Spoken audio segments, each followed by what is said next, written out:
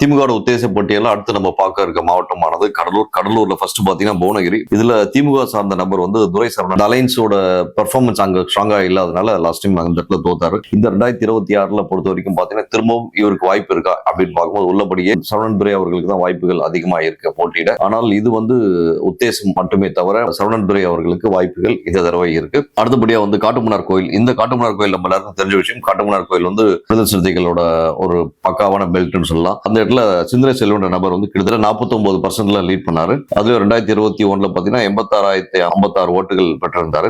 இவர் தான் போட்டியிடுவார் என்று திமுக கூட்டணி சார்ந்த நபர்கள் மூலம் கேள்விப்பட்டோம். அடுத்தபடியா வந்து பாத்தீங்கன்னா சிதம்பரம். இந்த சிதம்பரம் தொகுதியை பொறுத்த வரைக்கும் பாத்தீங்கன்னா முதல்ல சொன்ன மாதிரி தான் சூழல் வச்சு பார்க்கும்போது சிதம்பரத்துல திரும்ப இந்தியன் யூனியன் முஸ்லீம் லீக் நபர்கள் வாய்ப்பு கொடுத்தால் இந்த முறை அங்க அந்த சிதம்பரம் பெல்ட்ல வெற்றி பெறுவது திமுகவுக்கு கடினம் என்று சொல்லலாம். அடுத்தபடியா பண்ருட்டி பொறுத்த வரைக்கும் பாத்தீங்கன்னா நம்ம ஆல்ரெடி தெரிந்த நபர், உலகத்துக்கே பரிட்சமான நபர், தமிழ் வாழ்வுரிமை கட்சியை சேர்ந்த திரு வேல்முருகன் அவர்கள். அவர் வந்து கிட்டத்தட்ட 47.60% வாக்குகள் பெற்றிருந்தாரு. இப்போ இந்த பண்ருட்டிக்காக சட்டசபையில மட்டும் இல்லாம பல்வேறு இடங்கள்ல ரொம்ப போல்டா வந்து பேசக்கூடிய நபர் தான் வேல்முருகன் அவர்கள். நம்ம ரீசெண்டா கூட ஒரு சட்டசபை விவாத நிகழ்ச்சியில வந்து சேகர் பாபு அவர்கள் வந்து வேல்முருகன் டைரக்டா கண்டிக்கிறத பார்க்க முடிஞ்சது. ஆனாலும் கூட இவர் வந்து தொடர்ச்சியா வந்து தன் தொகுதிக்காகவும் மற்ற ஏனைய விஷயங்களுக்காகவும் குரல் கொடுக்கும் மனிதர். இவர் தான் கண்டிப்பா இந்த தொகுதியில் நிற்பார்ன்றது ஆணித்தரமா சொல்ல முடியும். ஆனால் அதிமுகவோட சில நேரங்களில் பேச்சுவார்த்தையில் இருந்தும் கூட திமுக கூட்டணியில் கண்டினியூ பண்ணுவதாக இப்போதைக்கு 2026 இந்த ஜனவரி 30 வரைக்கும் கிடைத்த நியூஸ். திமுக கூட்டணியில் தான் போட்டியிடுவார் மாதிரி நியூஸ் வந்துட்டு இருக்கு. அடுத்தபடியா திட்டக்குடி என்ற தொகுதியை பொறுத்தவரைக்கும் பாத்தீங்கன்னா ரொம்ப ஸ்ட்ராங்கான கேண்டிடேட்